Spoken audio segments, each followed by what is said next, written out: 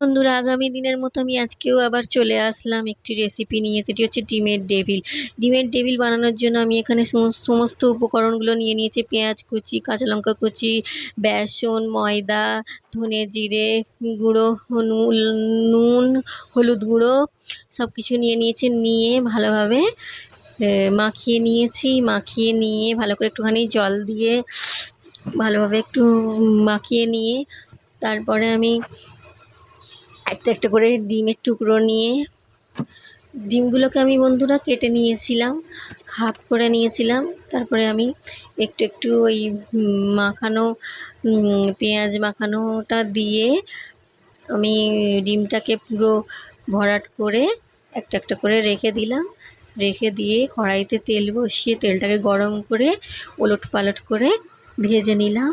ভেজে নিয়ে আমার রেডি হয়ে গেল ডিমের ডেভিল। বন্ধুরা, খুবই সুন্দর হয়েছিল, মজার হয়েছিল। আপনাদের যদি ভালো লেগে থাকে আমার এই ভিডিওটা দেখে লাইক, কমেন্ট এবং শেয়ার করে দেবেন।